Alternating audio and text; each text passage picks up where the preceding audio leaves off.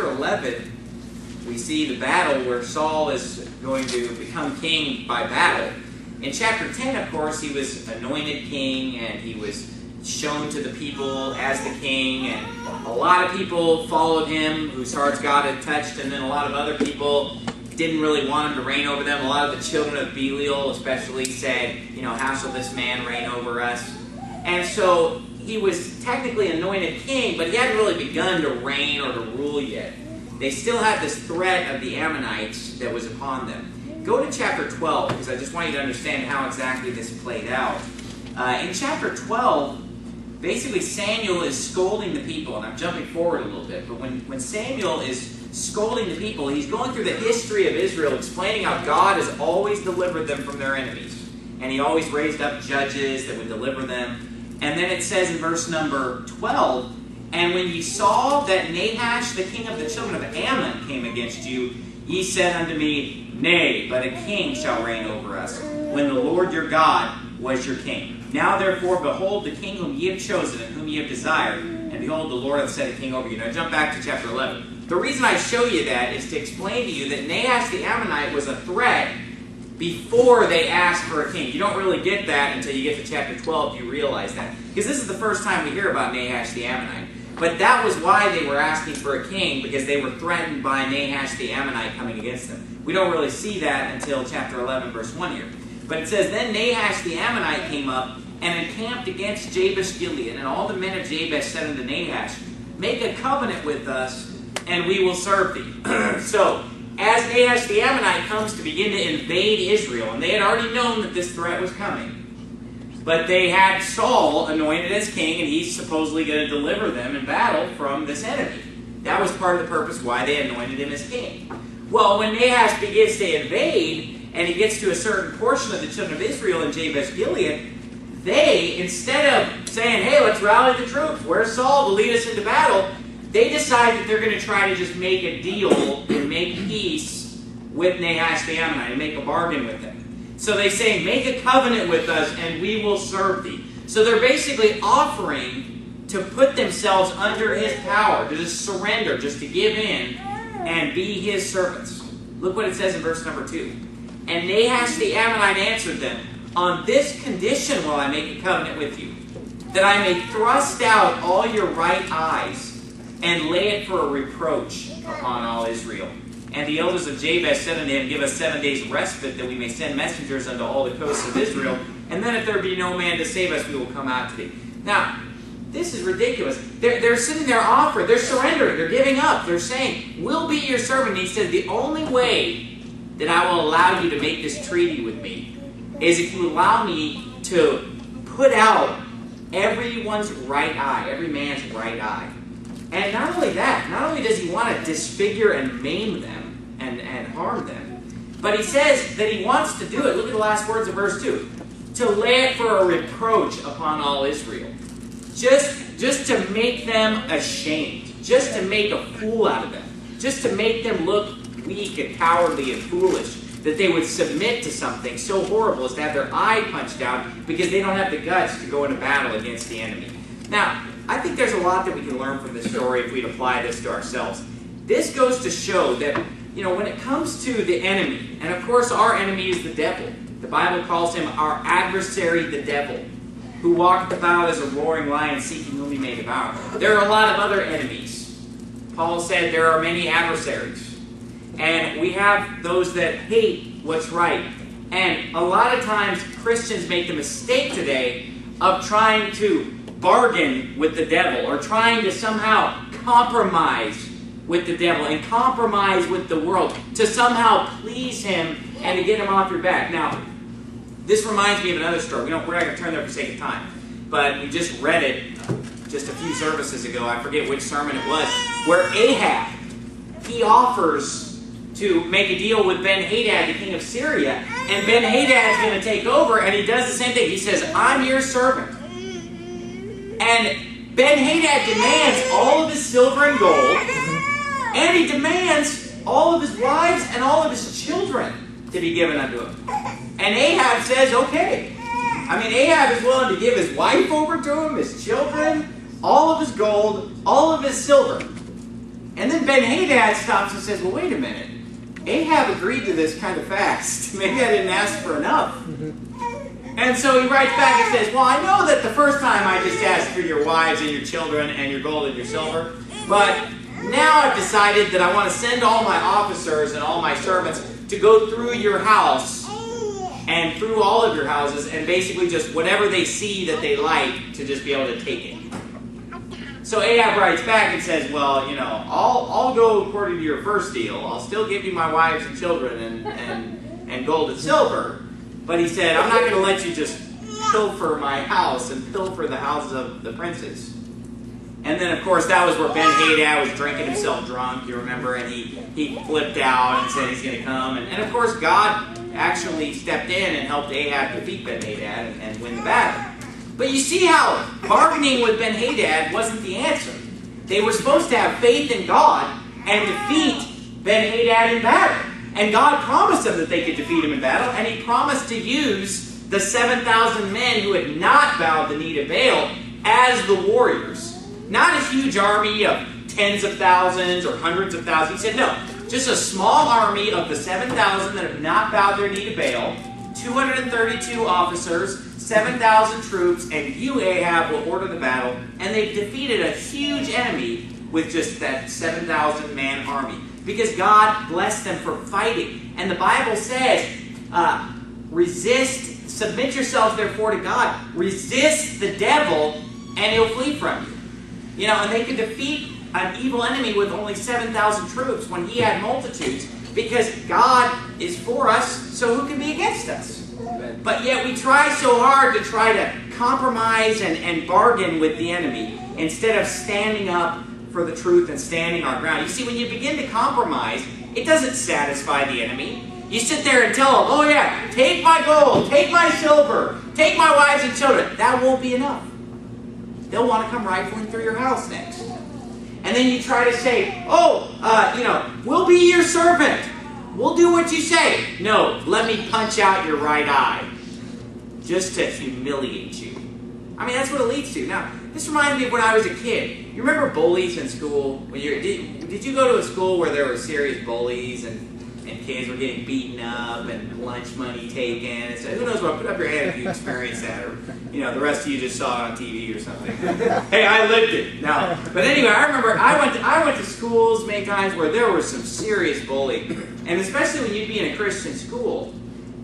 You'd be with kids that were a dramatically different age than you sometimes because the school was small. And I remember we'd go to PE, and it was like 7th through 12th was in PE. So you've got 11, 12, 13-year-old kids, and then you've got 17, 18-year-old guys.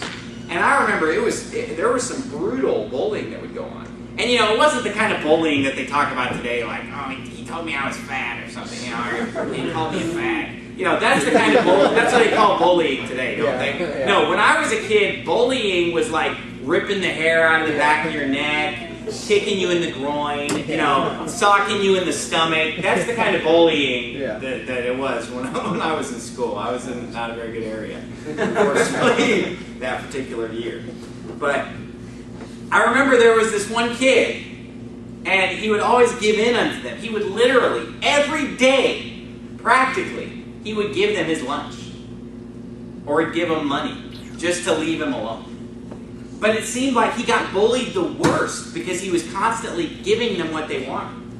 And I remember just, my dad told me, because I talked to my dad about it, because, when I was growing up, I was a smaller kid, and I mean, it doesn't matter how big you are, when you're dealing with somebody who's 6 years older than you, or 5 years older than you, you're not going to be able to hang. And this is when I was in 7th grade that I was in the worst possible school. And when I was in 7th grade is when I was mainly dealing with this. And I remember my dad told me, you can never give in to a bully. Because if you give in to that bully, they'll just realize, okay, hey, here I've got somebody that I can push around. I've got somebody that I can abuse. And then it'll just get worse and worse and worse. He said, you just got to stand up to them and stand your ground. Even if you can't, win, you just have to fight and just stand your ground and not give in to a bully, because it'll just get worse and worse, and they'll just bully you for the rest of your life. You have to stand up to them. And I remember this one guy was bullying me. This is when I was younger, going back to when I was, I think, probably 9 years old. This kid was always bullying me and picking on me and pushing me around.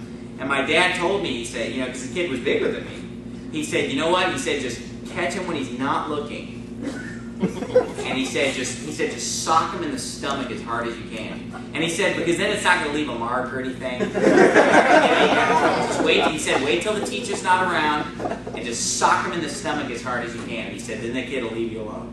And so that's exactly what I did. I went to school. I waited till nobody was around. I socked this kid in the stomach as hard as I could. He was just doubled over. You know how it is when you get in the stomach. It's wind knocked out of him. And that kid never bothered me again. And I'm not kids, I'm not recommending it. Unless, if you grow up in that kind of school, then, whatever. But anyway, I'm using that as an illustration here, and it illustrates what I'm showing here perfectly. You've got to stand your ground. You have to stand up, and you can't always just be backing down. Now, there's a time to turn the other cheek. There's a time to back down. You don't always, you don't want to always just have to be standing up all big and tall for your own pride.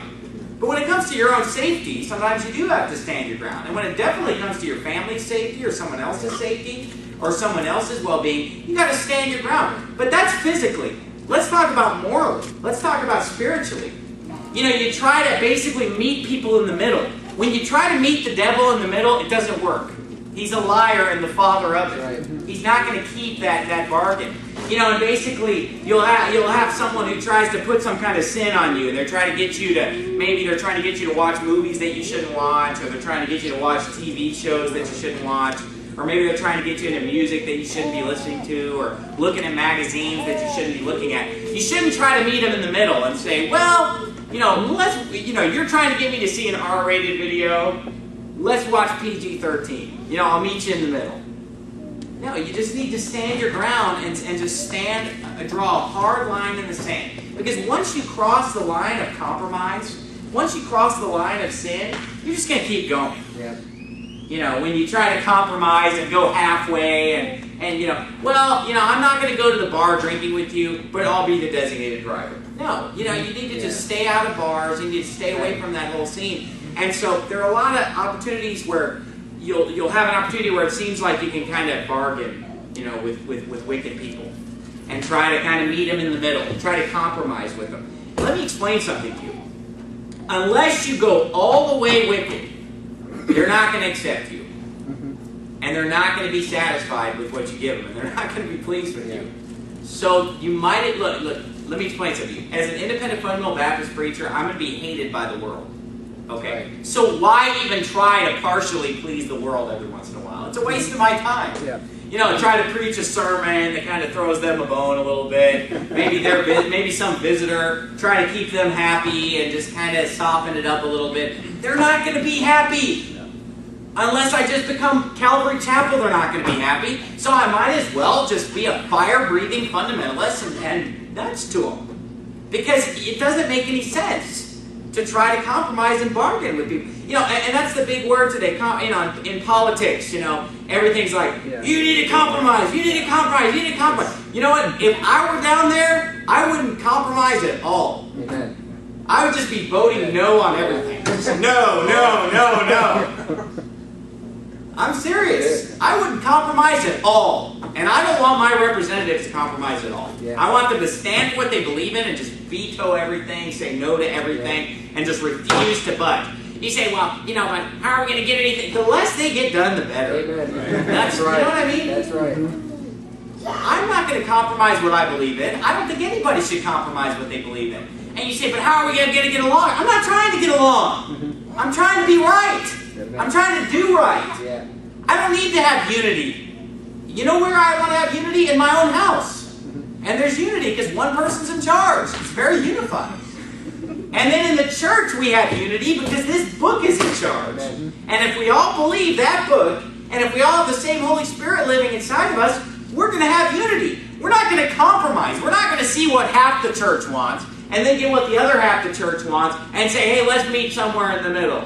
Let's compromise on this. No, because the liberals and those who want to take a loose interpretation of the Bible and those who want to live a loose lifestyle, they're never going to be satisfied until we just keep going their way, their way, their way. No, I'm not going to do it.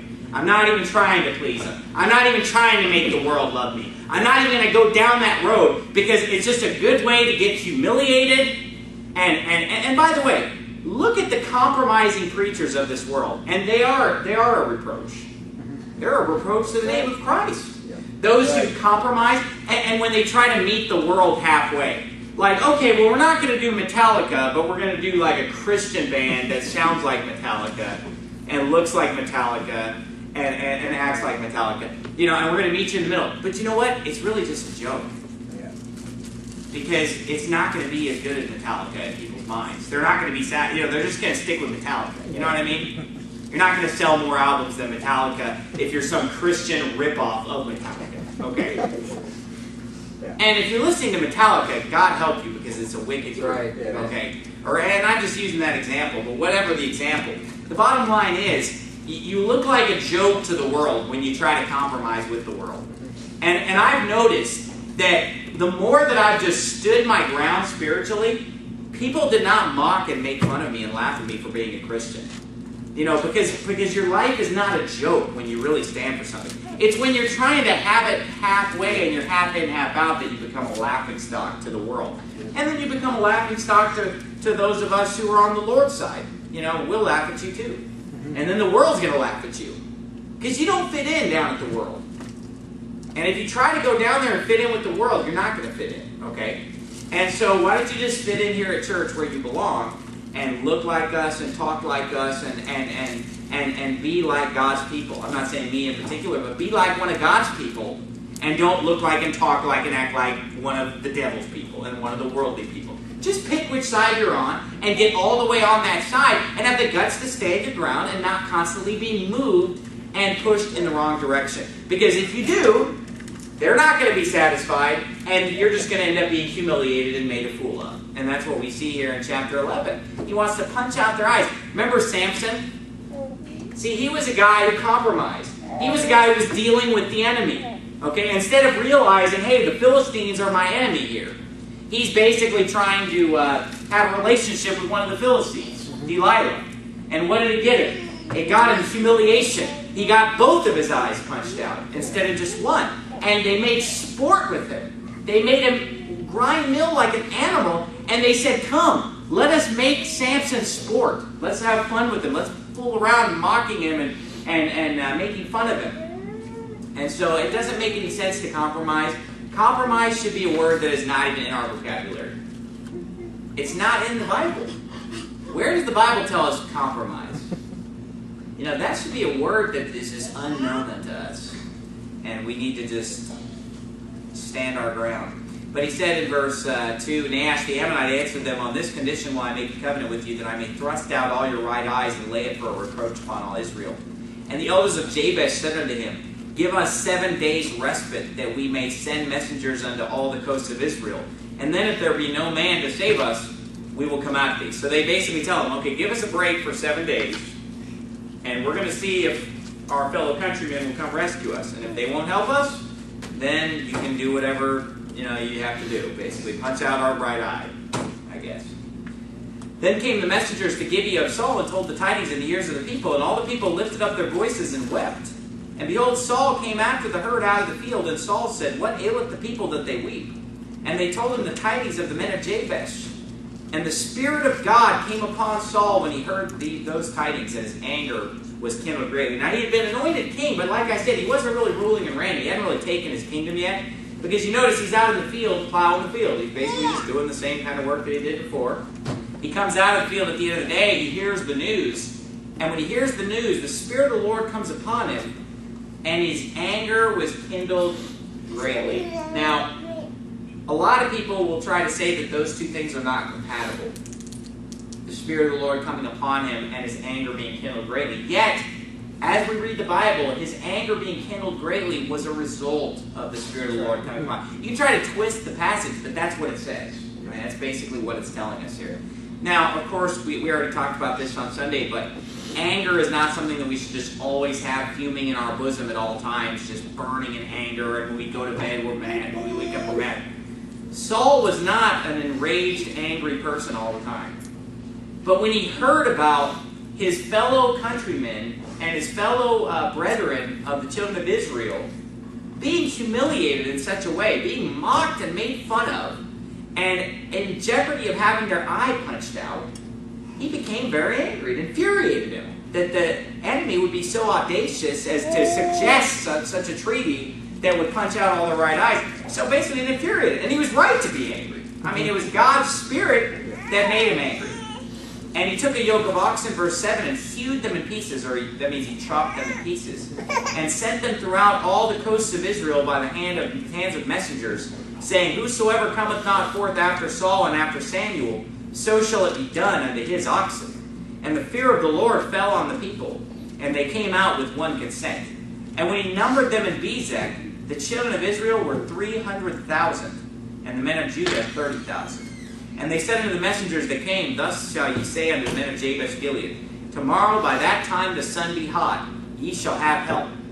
And the messengers came and showed it to the men of Jabesh, and they were glad. Therefore the men of Jabesh said, Tomorrow we will come out unto you, and ye shall do with us all that seemeth good unto you. So basically, they just found out they're going to get the help. You know, the rest of the nation, 330,000 troops, are going to come in and fight this battle for them. So they're happy, but basically they tell the enemy, like, okay, nobody's going to help us, we give up. We're going to come out to you tomorrow and you can do whatever you want with us. You know, because they obviously don't want to tip them off too much that there's a big war coming. So they try to kind of catch them off guard a little bit by telling them that. And it says in verse 11, And it was so on the morrow that Saul put the people in 3 companies, and they came into the midst of the host in the morning watch, and slew the Ammonites until the heat of the day. And it came to pass that they which remained were scattered, so that 2 of them were not left together. And if you know anything about warfare, you know, one of the things about winning a battle is you've got to keep the troops together and organized. They got so scattered, and maybe it was because they caught them off guard. They went very early in the morning, attacked, killed a bunch of the Ammonites, and whoever wasn't killed was just running, just every man for himself. 2 of them were not together. So it was a great victory for God's people. And it says in verse 12, And the people said unto Samuel, Who is he that said, Shall Saul reign over us? Bring the men that we pay, put them to death. And Saul said, There shall not a man be put to death this day, for today the Lord hath wrought salvation in Israel. Now, should those people have really been put to death? Just because of what they said? Just because they said that they didn't like the king? No. Obviously they shouldn't have been put to death. And Saul in his wisdom said, no, we don't need to put them to death. So we still see at this point that Saul's a very humble man. All the way up to this story. Last chapter we saw it, the chapter before, he was a humble man. He was little in his own sight. He's working hard. He's doing what he's supposed to do. Spirit of the Lord upon him. And even when a chance comes for him to basically silence his enemies and to kill all those who had stood against him and railed on him, he doesn't take that opportunity. He says, no, we're not going to do that. We're not going to put anybody to death this day. And notice what he says. For today, the Lord hath wrought salvation in Israel. So he's giving God the glory. Because basically they're saying, well, who is he that said, shall Saul reign over us?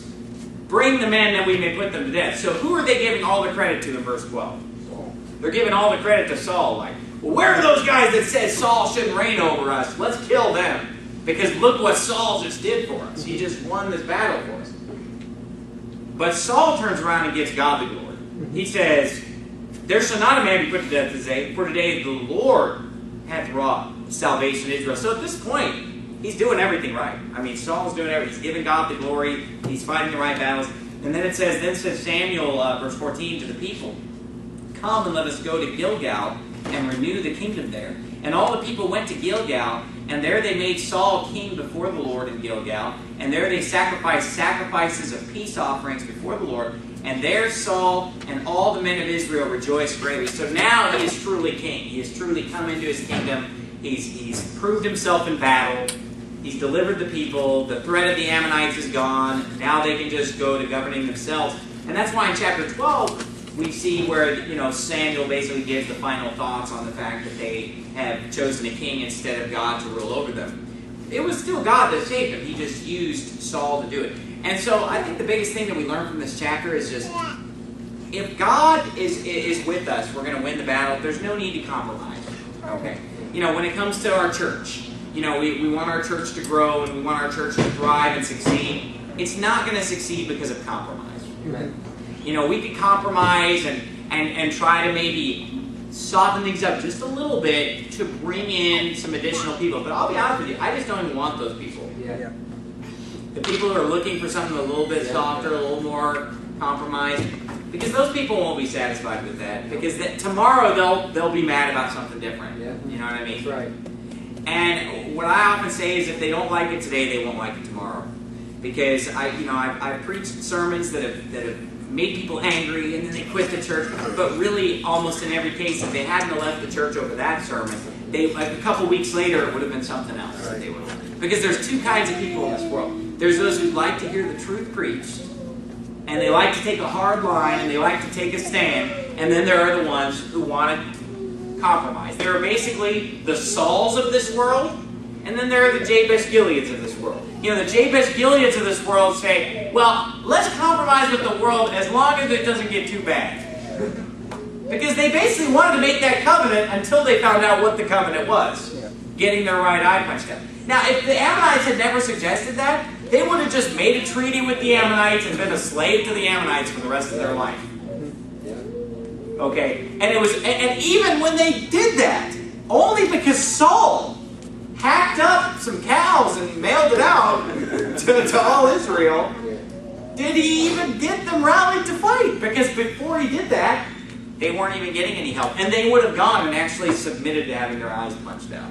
Okay, and so we see that there are the Jabesh Gileads of this world who are the compromisers. And they end up getting humiliated. They end up looking like a fool. They end up failing and being a slave to the world, being a servant to sin. And then there are the Sauls at this stage in his life, filled with the Spirit, angry at compromise, angry at the devil, angry at sin, and refusing to budge, taking a hard line, and being a leader. And you know, this chapter also shows the importance of leadership.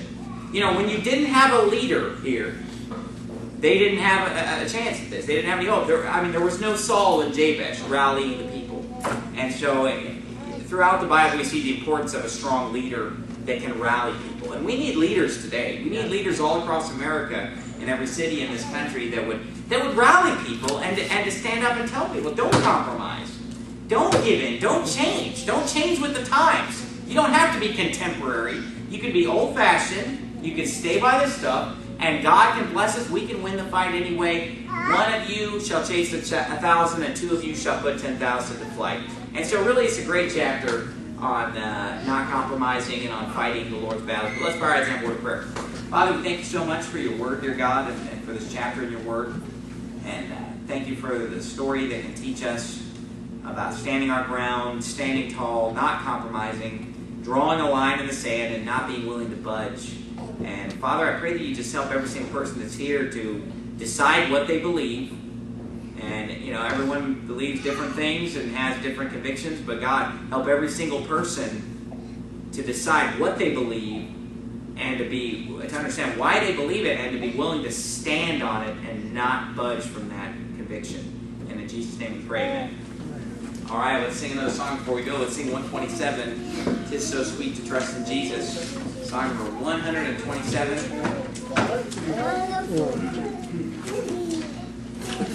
127. Let's sing it out. "'Tis so sweet to trust in Jesus, just to take him at his word, just to rest upon his promise, just to know thus saith the Lord. Jesus, Jesus, how I trust him, how I prove him o'er and o'er. Jesus, Jesus, precious Jesus, oh, for grace to trust him more.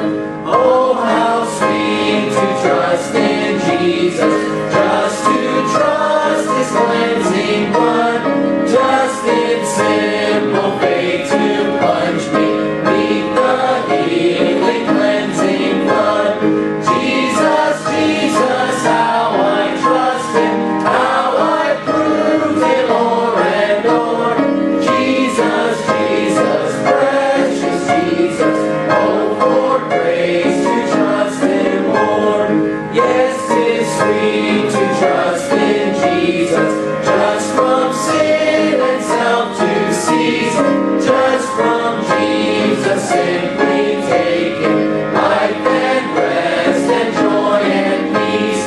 Jesus, Jesus, how I trust Him, how I proved Him more and more.